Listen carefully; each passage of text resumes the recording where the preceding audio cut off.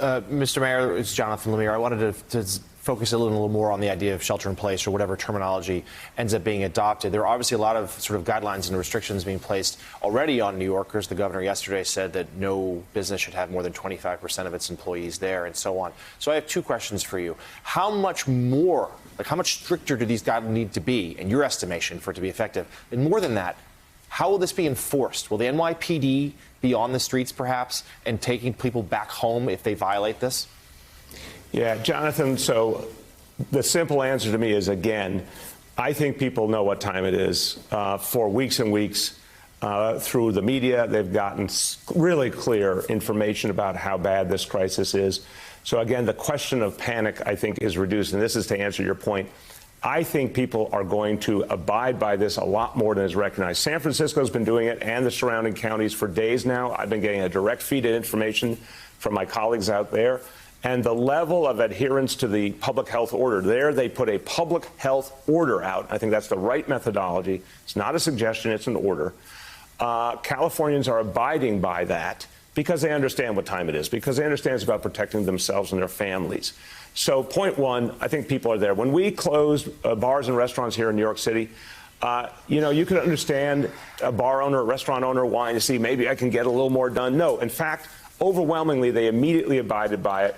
We sent out inspectors to make sure everyone was closed down, just doing delivery and takeout. In all of New York City, we had literally six instances where anyone did not abide by the rule. So I think when this order is given, people will get it. They will honor it. But yes, we will have the NYPD out to make sure, and in a very positive way. We're not trying to be draconian. We're trying to save lives and protect people. NYPD is out in communities all the time. If they see people gathering, they're going to obviously say this is not a time to gather. They're going to give warnings to people, reminders to people. If you're out going to the grocery store, that's part of life. Even in Italy now, with the draconian measures there, people still go to the grocery store or the pharmacy. This is better than that. It's a little freer than that. But it's still clear.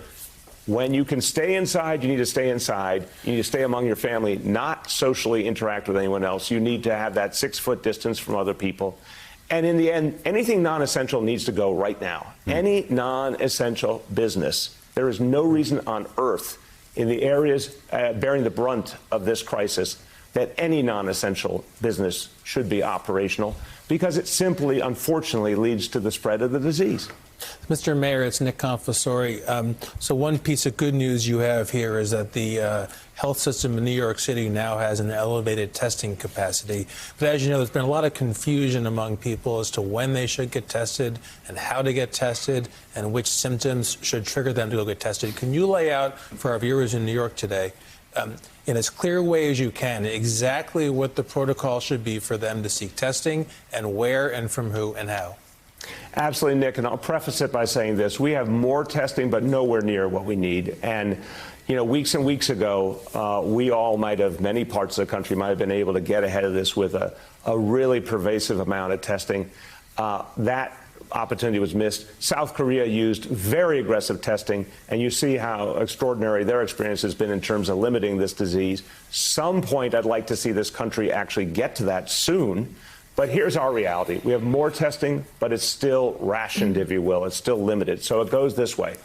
If you feel sick, you go home, you stay home. If you are someone who has anybody in your life who is over 50 with pre-existing conditions, and that means cancer, diabetes, serious lung disease, serious heart disease, or compromised immune system, anyone in your life who's over 50 with those conditions, or anyone who's over 70, even if they're relatively healthy, should not be near anyone sick with anything. Those folks in those really high priority categories need to be totally isolated from anyone who might be sick.